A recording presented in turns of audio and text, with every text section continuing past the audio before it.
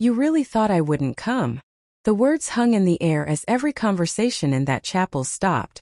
I watched my ex-husband's face drain of color, while his new bride clutched his arm like her life depended on it. The same man who'd called me Barren for 3 years, who'd filed for divorce claiming I was a broken vessel, now stood frozen as 3 3-year-old triplet boys tumbled out of a luxury SUV behind me. You know what they say about karma? She doesn't just come back, she comes back in style. And sometimes she brings triplets. My name is Jennifer Marcus now, though for 8 years I was Jennifer Baker, desperately trying to be the perfect wife to a man who saw me as nothing more than a defective incubator. This is the story of how I went from begging doctors to fix my broken body to watching my ex-husband's beautiful destruction as my 3 sons, each carrying the last name Marcus, walk down that wedding aisle with me. But before you hear about today's cosmic justice, I need you to understand something. If you've ever been told you're not enough, if you've ever had someone gaslight you into believing you were the problem, if you've ever been discarded like yesterday's trash, this story is for you. Because sometimes the universe has a plan so perfect, so beautifully devastating, that it takes your breath away. Hit that like button if you believe in karma. And make sure you're subscribed because this story is going to take you on a ride you won't forget. But let me start from the beginning. Back when I was 24 and naive enough to believe that love conquered all, I met Jack Enders at my best friend's wedding in Atlanta back in 2015. I was 24, fresh out of grad school, working my first real job as a marketing coordinator. He was 28, a rising star at a tech startup, with that kind of confidence that made you feel like you were the only person in the room. We had that classic movie meet cute over the last slice of red velvet cake at the reception. He insisted I take it. I insisted he take it. We ended up sharing it. And by the end of the night we'd exchanged numbers and talked until the venue staff literally had to kick us out. For our first 2 years together I was living in a dream. Jack was everything I thought I wanted in a black man who had his life together. He talked about building generational wealth, about creating a legacy, about filling a house with beautiful black babies who would have every opportunity we'd fought for. He made me feel seen in a way I'd never experienced before. We got married on a beach in Jamaica with both our families there. And I remember thinking I'd finally found my person, my forever. The problem started about 6 months after our honeymoon. We'd been trying to get pregnant. And when it didn't happen right away, Jack started making comments. Little things at first. Asking if I was tracking my cycle correctly, suggesting I needed to eat better, exercise more, reduce stress.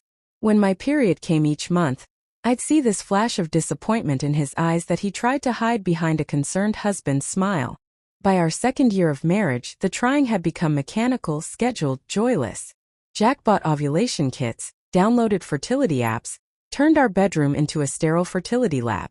The man who used to kiss me awake now just asked if it was the right time when he looked at me. Romance died somewhere between basal thermometers and ovulation strips. Then came the doctor appointments. Month after month of tests, procedures, consultations. My body was poked, prodded, analyzed, measured. Every test came back normal.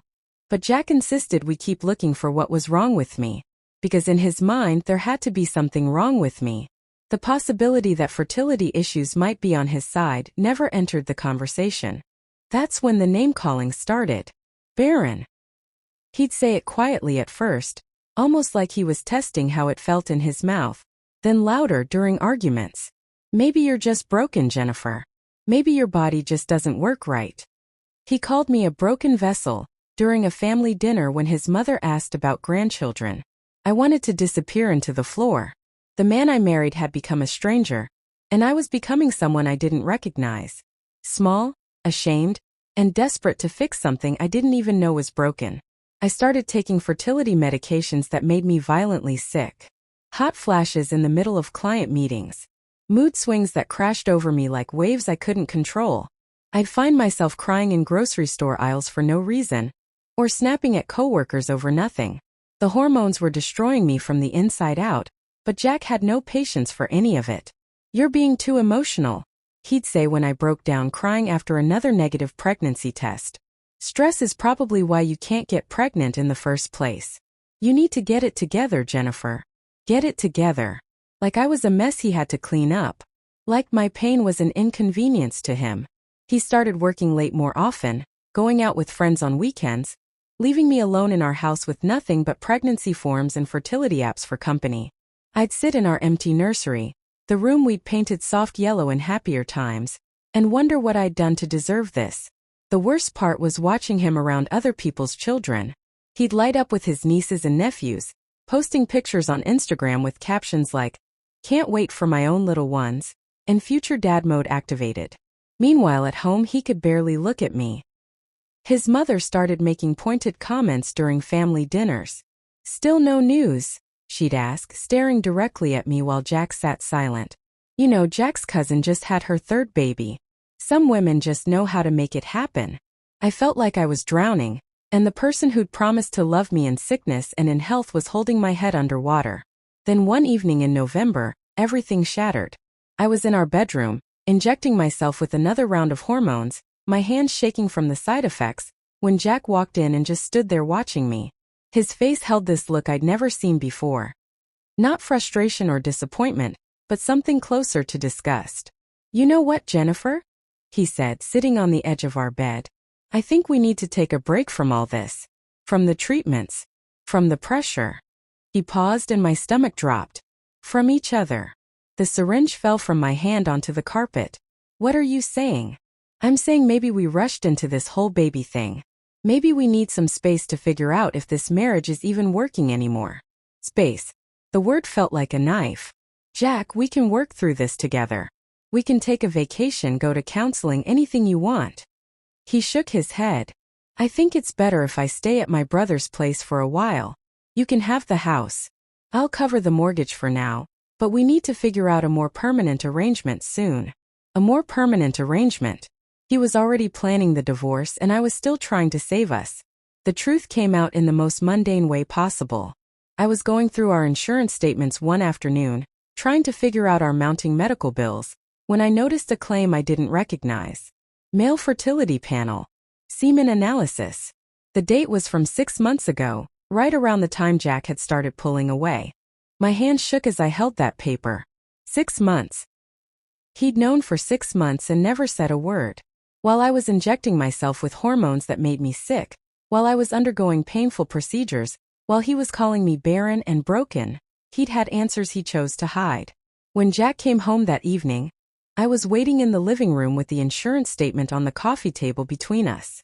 He saw it immediately and for just a second his mask slipped. I saw panic flash across his face before he composed himself. "When were you going to tell me?" My voice was eerily calm.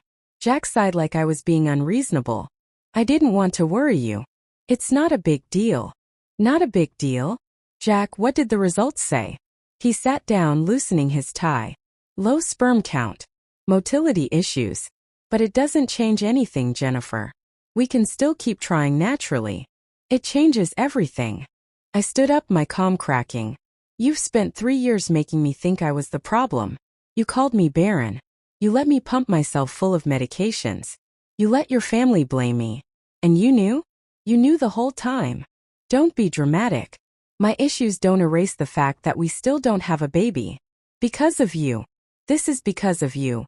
And you let me believe I was broken." Jack's face hardened. "You know what, Jennifer? This is exactly why I didn't tell you. You're too emotional. Too unstable. Everything is always a crisis with you." The gaslighting was so smooth, so practiced, that for a moment I almost doubted my own anger. Almost. "I want you to see a specialist," I said. "If there are treatments." "I'm not doing that." "What?" I said, "I'm not doing that." He stood up, grabbing his keys. "I'm not pumping myself full of medications or doing painful procedures. If it happens naturally, it happens. If not..." He shrugged. "If not what?" Jack looked at me then with something close to pity. "Maybe we're just not meant to have kids together, Jennifer. Maybe it's time we both accepted that." He walked toward the door, and I felt my world tilting. "Where are you going?" "Out. I need to clear my head." "Jack, we need to talk about this." "There's nothing to talk about." He paused at the door, his hand on the knob. "Actually, there is one thing. I've been seeing someone. Sarah from work. She's pregnant. 3 months. The room spun. "What?" "I wanted to tell you in a better way, but since we're laying everything out." He actually had the audacity to look uncomfortable. "I'm leaving, Jennifer. The papers will be coming soon. You can keep the house for now." He walked out, and I stood there in our living room trying to process what had just happened. 3 years of blame. 3 years of shame. And he'd known the entire time. Worse, he'd already replaced me with someone who could give him the instant family he wanted. No treatments necessary. The divorce papers arrived 2 weeks later via certified mail. I sat at my kitchen table, though technically it wasn't my table anymore, and read through the settlement proposal with growing horror. Jack was taking the house. The one I'd helped furnish, the one where I'd painted the spare bedroom yellow thinking it would be a nursery. He was taking the car, the one in both our names that I'd made half the payments on. He was taking our savings account, claiming he'd contributed more over the years, which was a lie. The retirement accounts? Split in his favor because of some calculation his lawyer had done that made my head spin. I'd be left with my old sedan that barely ran, half of the furniture, and enough money to cover maybe 2 months of rent somewhere. 3 years of my life and I was being erased like I'd never mattered at all. I called a lawyer, but the consultation fee alone was more than I had in my checking account. Jack had planned this perfectly, waited until I was at my most vulnerable, most financially dependent. I'd cut back my hours at work during the fertility treatments because the appointments took so much time. He'd encouraged it, said he made enough for both of us. Now I understood why. The worst part came a month later when I ran into Jack's mother at the grocery store. Mrs. Enders had always been cool toward me, but the look she gave me that day was pure ice. "Jennifer." She said my name like it tasted bad. "Mrs. Enders, I just want you to know," she interrupted, her voice loud enough that other shoppers turned to look, "that I'm disappointed in you. Jack is a good man. He tried everything to make that marriage work, and you just gave up." My mouth fell open. Gave up? "Mrs. Enders, Jack left me. He's with Sarah now, they're having a baby. Because you pushed him away." Her eyes flashed. "He told me everything. How obsessed you became, how unstable. How you made the marriage all about babies and forgot to be a wife. That poor boy tried to suggest counseling, tried to get you help, but you refused. You're the one who asked for the divorce, and now you're trying to rewrite history." I stood there in the cereal aisle frozen as she continued. "He said you even accused him of fertility problems when the doctors confirmed you were the issue. Making up lies to shift blame. That's just cruel, Jennifer." She walked away, leaving me standing there with my half-empty cart and my completely shattered reality. Jack hadn't just left me. He'd systematically destroyed my reputation, turned his entire family against me, made himself the victim of my instability. I pulled out my phone with shaking hands and saw I had a friend request notification on Facebook. Sarah, Jack's pregnant girlfriend. Her profile picture was the two of them, his hand on her growing belly, both of them glowing with happiness. The caption read, "Finally found my happily ever after with a real woman who knows how to be a partner. #blessed #new beginnings." I deleted the request and drove home to my nearly empty apartment, understanding for the first time that Jack hadn't just divorced me. He'd waged war on my entire existence. Jack's call came on a Tuesday evening, 6 months after the divorce was finalized. I almost didn't answer when I saw his name on my screen, but curiosity got the better of me. "Jennifer, hey?" His voice was casual, like we were old friends. "How've you been?" I gripped the phone tighter. "What do you want, Jack?" "Look, I know things ended badly between us, but Sarah and I are getting married next month. We're trying to do things right, you know? Bury the past, move forward with no hard feelings." He paused. "We'd really like you to come to the wedding." I almost laughed. "You want me to come to your wedding?" "I think it would show a lot of maturity on both our parts. Prove we can be adults about this. The invitation's in the mail. I really hope you'll consider it." Something in his tone felt off, too rehearsed, but I told him I'd think about it and hung up. The invitation arrived 3 days later, addressed to Ms. Jennifer Baker in elegant calligraphy. As if I'd never been married. As if those 8 years had never existed. I was driving past Jack's brother's house the following weekend, a route I normally avoided but took because of construction, when I saw Jack's car in the driveway. And Sarah's. I slowed down, something pulling me to stop. Their voices carried through the open window, loud and clear in the quiet suburban street. "I still can't believe she might actually come," Sarah said, laughing. Oh, she'll come. That was Jack. Jennifer always needed validation. She won't be able to resist the chance to prove she's over it. And then what? We just let her sit there, the sad, barren ex-wife, while I'm showing off my baby bump. Exactly. It's perfect. Everyone will see the contrast. They'll understand why I had to leave. Why a man needs a woman who can actually give him a family. My hands clenched the steering wheel. Sarah giggled. Your mom said inviting her was a stroke of genius. She said Jennifer will probably show up desperate and pathetic, and it'll justify everything you've said about her being unstable. Trust me, by the end of that wedding, no one will question why I left. They'll wonder why I stayed as long as I did. Their laughter floated through the window as I sat there, engine running, my entire body shaking. This wasn't an olive branch. This was a public execution.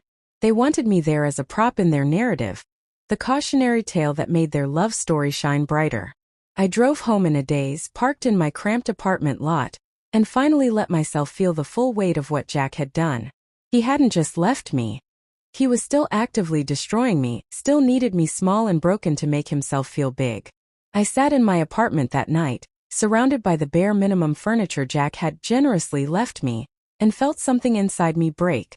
Not the kind of breaking that shatters you, the kind that cracks open and lets something else out. I called my sister Maya at midnight. She answered on the second ring, voice alert with worry. Jen? What's wrong? I told her everything. The overheard conversation, the wedding invitation, the entire plan to humiliate me in front of everyone we knew. When I finished, there was silence on the other end. Jennifer, Maya finally said, her voice tight with anger. Do you hear yourself? Do you hear what this man has been doing to you? I know No, I don't think you do. This isn't about a failed marriage. This is abuse. Emotional abuse. He gaslit you for 3 years, made you think your body was broken when he knew the truth. He isolated you financially, destroyed your reputation, and now he wants to parade you around like a trophy of his victory. Hearing her say it out loud made something click into place. Jack wasn't just a bad husband. He was calculating. Every move had been designed to keep me small, insecure, dependent, and destroyed. He needed you to stay broken, Maya continued. Because deep down he knew the truth, that you were never the problem. He was. And men like that can't handle being the problem, so they make you the villain in their story. I looked around my stripped apartment, thought about the woman I'd become. Apologetic, diminished, invisible. That wasn't who I was before Jack. I'd been strong, ambitious, full of dreams. He'd systematically taken all of that away. I'm not going to let him win, I said quietly. What? I'm not going to let him win. He wants me to show up desperate and pathetic? He wants me to be the cautionary tale. Something hot and fierce was building in my chest. Then I'll show up. But not as the woman he wants me to be. Jen. I'm done being small, Maya. I'm done letting him write my story. He wants destruction. He'll get it. But not my destruction. His. After we hung up, I sat in the darkness of my apartment and made a decision. I wasn't going to just survive Jack Enders. I was going to rebuild myself into someone he couldn't touch, couldn't diminish, couldn't use. The wedding invitation sat on my coffee table, taunting me. I picked it up, read the elegant script one more time and smiled. Jack thought he was setting a trap. He had no idea he'd just given me a stage. I had 8 months until that wedding. 8 months to become the woman he'd spent 3 years trying to destroy. 8 months to prepare for the most satisfying moment of my life. Game on, Jack. I started small. Got a new job at a marketing agency that actually valued my skills. Took on freelance clients on the side. Started saving every penny I could. But the real change came 3 months after that phone call with Maya. When I attended a business networking event I almost skipped. That's where I met Marcus Blackwell. He was presenting on digital transformation strategies, and something about the way he spoke, confident but not arrogant, knowledgeable but still humble, caught my attention.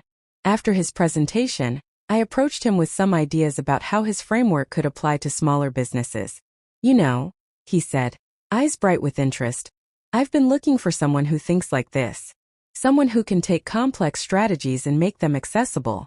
Would you be interested in consulting on a project? That one project turned into 3, then 5.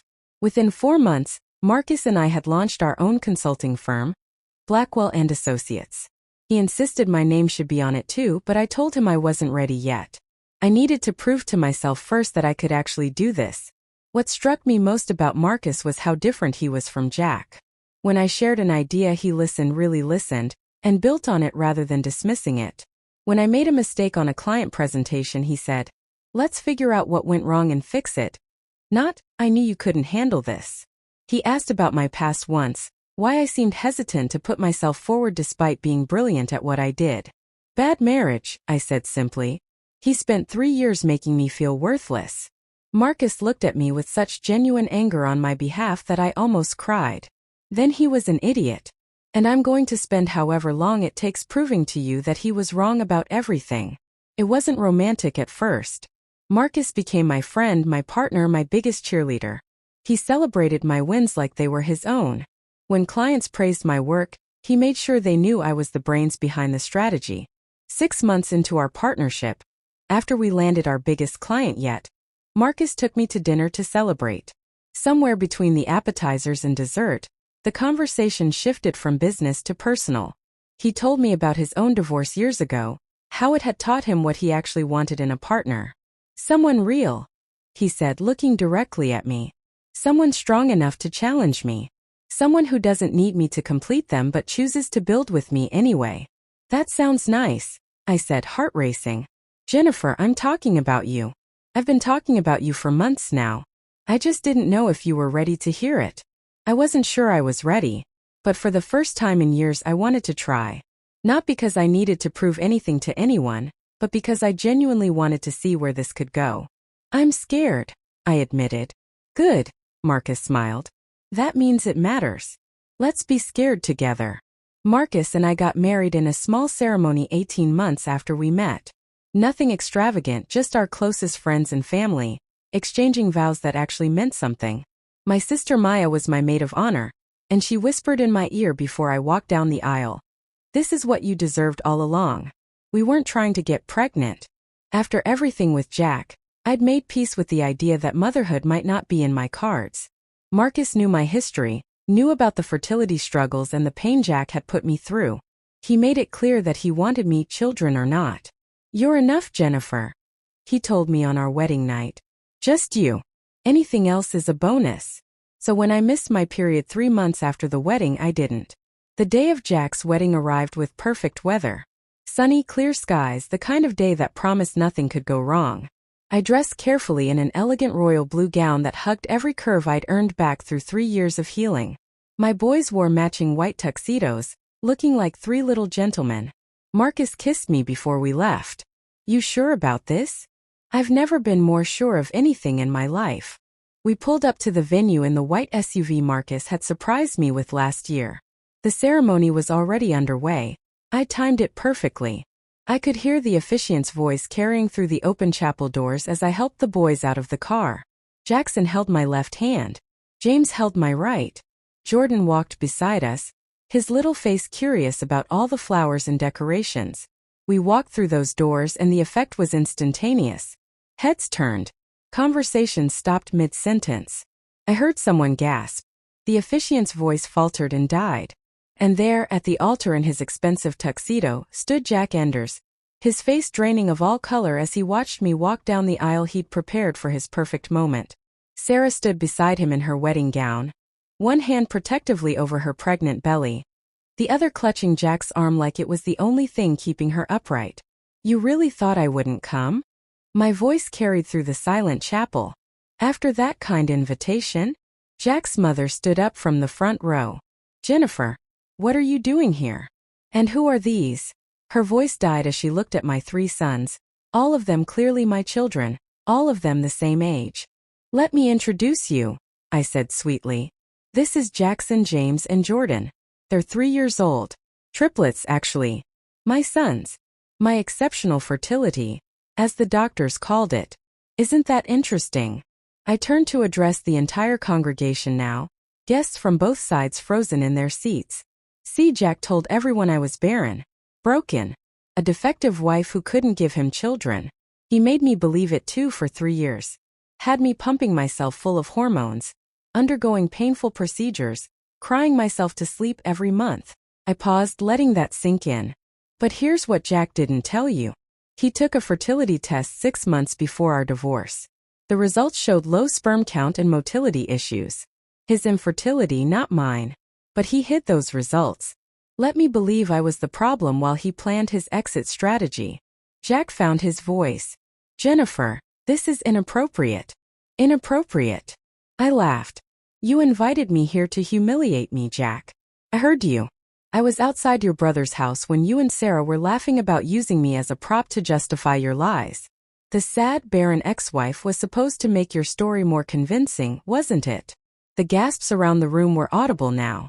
Jack's mother sat down heavily. Several guests had their phones out. Mrs. Enders, I addressed Jack's mother directly. Remember when you confronted me in the grocery store? Told me I was unstable, that I pushed your son away, that I made up lies about his fertility? I want you to meet your grandchildren. The ones that came from the woman you called Barren.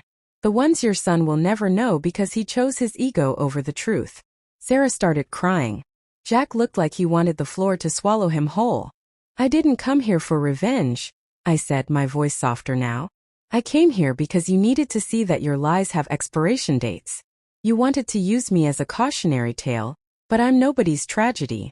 I'm Jennifer Marcus now. I run a successful consulting firm. I have a husband who knows my worth. And I have 3 beautiful sons who will grow up knowing their mother was never broken. She was just with the wrong man. I turned to leave, my boy's hands in mine, and paused at the door. Enjoy your wedding, Jack. I hope it's everything you deserve. We walked out into the sunshine, and I heard the chaos erupting behind us. Voices raised in anger, questions being shouted, the carefully constructed narrative crumbling in real time. Marcus was waiting by the car, and when he saw my face, triumphant, peaceful, free, he pulled me into his arms. How do you feel? He asked. I looked back at the chapel one last time, then at my 3 sons climbing into the car, already arguing about what snacks they wanted. Like I finally closed a chapter that should have ended years ago, I said. Jack spent so much energy trying to make me small. But the best revenge isn't destroying him. It's realizing he's already irrelevant. We drove away from that wedding. Away from Jack's shattered lies and Sarah's tears. Away from the gasping guests and the whispered conversations that would dominate that wedding for years to come. I drove toward home, toward the life I'd built from ashes, toward the family that chose me every single day. And I never looked back.